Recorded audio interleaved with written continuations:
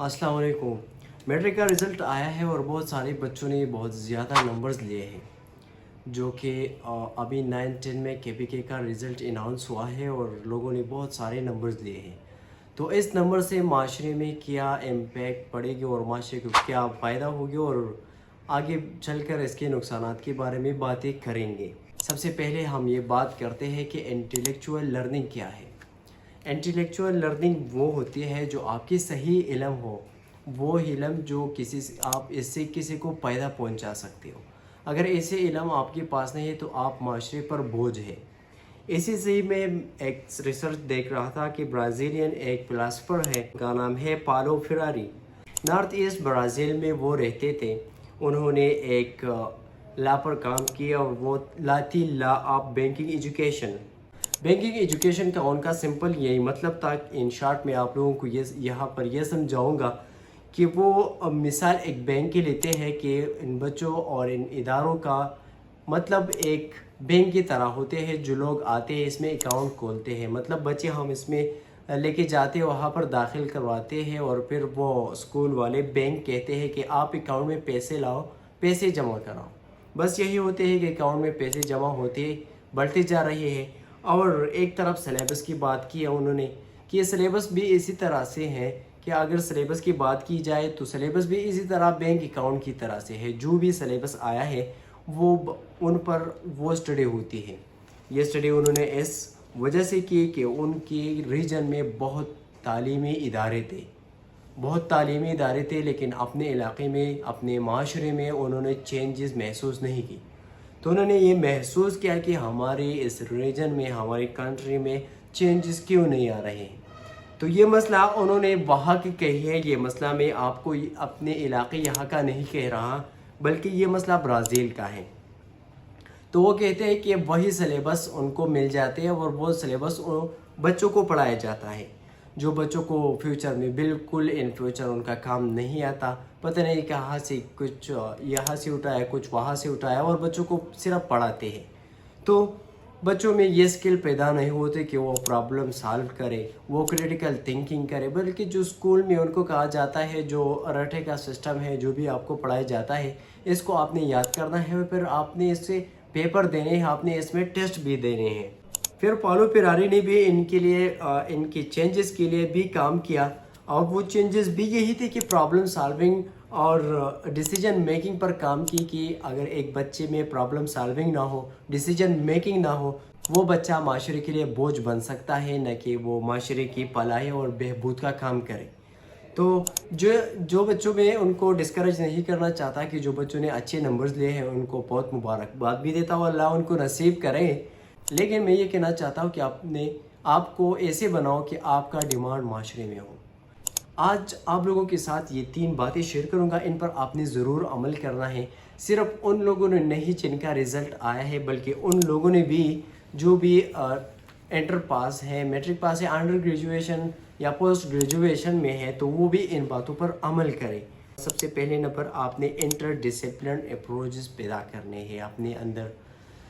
वो किस तरह से होंगे ये छोटी वीडियो में ये आपको समझाना मुश्किल हो जाएगी, लेकिन आप इन शॉर्ट आपको इतने समझाओ कि आपको हर चीज़ का इल्म आना चाहिए। अगर आपके पास हर चीज़ का इल्म नहीं तो एटलीस्ट इसके बेसिक का ज़रूर पता होना चाहिए। अगर ये बात मैं यहाँ पर ऐसे करूँ कि अगर कोई एंटर का बच्चा कहे कि मैं तो प्री मेडिकल में हूँ या मैं प्री इंजीनियरिंग में हूँ, तो मैं मेडिकल का बात क्यों सुनो मानो। या कोई बच्चा ये है कि ग्रेजुएशन कर रहा है कि यार मैं तो बायोस्टैटिक कर रहा हूँ, मैं अदर फील्ड में मेरा क्या काम है। कोई कहता है यार मैं तो बायोलॉजी में हूँ, कोई कहता है यार मेरा मेडिकल फील्ड है, मैं और फील्ड में क्या करूँ। तो ऐसे आपने ये बातें नहीं करनी, बल्कि जो भी फील्ड है आपने इन चीज़ों पर ज़रूर ध्यान देना है। मैंने आपको पहले कहा कि आपने माशरे में अपना डिमांड पैदा करना है। इंटर डिसिप्लिन अप्रोच अगर आप में नहीं है तो आप माशरे के लिए बोझ है, ना कि आपके माशरे के लिए कुछ अच्छा करें। हर एक को मेरा यही मशवरा है कि ये 5 उलूम अपने अंदर ज़रूर लाए। 5 उलूम कौन से हैं? वही बात है कि कोई ये कहे कि मैं तो इस फील्ड में हूँ, मैं उस फील्ड को क्यों स्टडी करूँ। तो ऐसा नहीं है। अपने माशरे की भलाई और बहबूद का काम करना है, अपनी कंट्री के چینجز کے کام کرنے ہیں، لوگ کہاں سے کہاں تک پہنچ گئے اور ہم ابھی بھی وہی پنس چکے ہیں، کیونکہ نمبرز اتنے سارے لوگ لے رہے ہیں لیکن ابھی تک کوئی فلاسفر، کوئی سائنٹسٹ پیدا نہیں ہوا۔ تو آپ نے ان علوم کو ضرور آپ نے حاصل کرنے ہیں۔ سب سے پہلے نمبر پر ہے قرآن و حدیث کا علم۔ اگر کوئی بچہ کہتا ہے کہ میں فزکس پڑھاتا ہوں، میں فزکس پڑھ رہا ہوں، میں کیمسٹری پڑھ رہا ہوں، میں فزکس پڑھ رہا ہوں، تو میں قرآن و حدیث کے ساتھ میرا کیا لے دینا؟ اسی طرح سے نہیں، قرآن و حدیث آپ کو زندگی گزارنے کا طریقہ سکھاتے ہیں۔ قرآن ہم لوگ کیا کرتے ہیں؟ صرف اٹھاتے ہیں، تلاوت کرتے ہیں اور پھر رکھ لیتے ہیں، پھر یہ دیکھتے نہیں کہ قرآن میں، ہم یہ سوچ نہیں کرتے کہ قرآن میں ہے کیا۔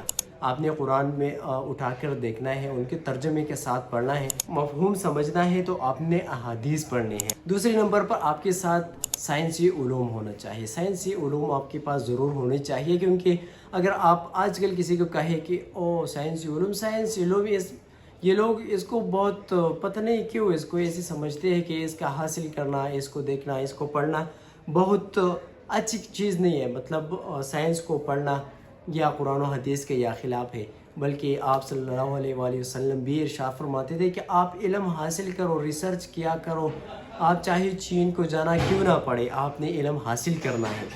اس کے علاوہ آپ کو سیاسی علوم ہونا چاہیے۔ سیاسی علوم، پولیٹیکل نالج کیا ہے؟ یہ صرف آج ہم لوگوں نے کیا کرا ہے، صرف زندہ باد مرد آباد تک محدود رکھا ہے۔ یہ ایسا سیاست یہ چیز نہیں ہے۔ سیاست آپ نے صحیح سمجھنا ہے تو آپ میں ڈیسیجن میکنگ ہوگی، آپ میں پرابلم سالونگ ہوگی۔ چوتھے نمبر پر تاریخ، اگر آپ کے پاس سائنسی تاریخ ہونا چاہیے، یاد ہونا چاہیے، سائنس کے بارے میں تاریخ کا پتہ ہونا چاہیے، اسلامک تاریخ آپ کو معلوم ہونا چاہیے، اپنی کنٹری کا تاریخ معلوم ہونا چاہیے۔ تو یہ زیادہ اگر نہیں کر سکتے تو ایٹ لیسٹ بیسک کا ہونا پتہ ضروری ہے۔ نفسیاتی علوم جو کہ سائیکالوجی ہے، سائیکالوجی بہت ضروری ہے۔ سائیکالوجی انسان کو انسان جاننا ضروری ہے کہ انسان کو انسان آپ کیسے جان سکتے ہیں۔ اگر کسی انسان کو آپ نہیں جانتے تو ان کا مسئلے، ان کے معاشرے میں آپ کیسے بھلائی اور بہبود کا کام کرو گے؟ تو آپ نے معاشرے میں سائیکالوجی پر کام ضرور کرنا ہے۔ دوسری بات، کریٹیکل تھنکنگ، آپ نے ایسی سوچ کرنا ہے، آپ نے سوچ صحیح کرنا ہے، آپ نے تنقید کرنا ہے، سوچو، تنقید کرو، باتوں میں بات نکالو۔ تو یہ دوسری چیز ہو گئی۔ تیسری چیز ہے پرابلم سالونگ سکل۔ یہ سکل آپ میں ہونے چاہیے کہ معاشرے کے مسائل حل کریں، معاشرے کے ایسے لوگوں کی ضرورت ہو جو معاشرے میں آپ کی ضرورت اس لیے ہے کہ اگر آپ کے پاس کوئی مسئلے کا حل ہو۔ مثال میں آپ کو یہ دوں گا کہ ایک معاشرے میں ایک ڈاکٹر رہ رہا ہو اور ایک انجینئر رہ رہا ہو، تو لوگ اگر بیمار ہو جاتے ہیں تو انجینئر کے پاس نہیں جاتے بلکہ ڈاکٹر کے پاس جاتے ہیں، کیونکہ ان کا علاج ڈاکٹر کے پاس ہوتا ہے، نہ کہ انجینئر۔ تو اپنے معاشرے میں ڈیمانڈ پیدا کرو۔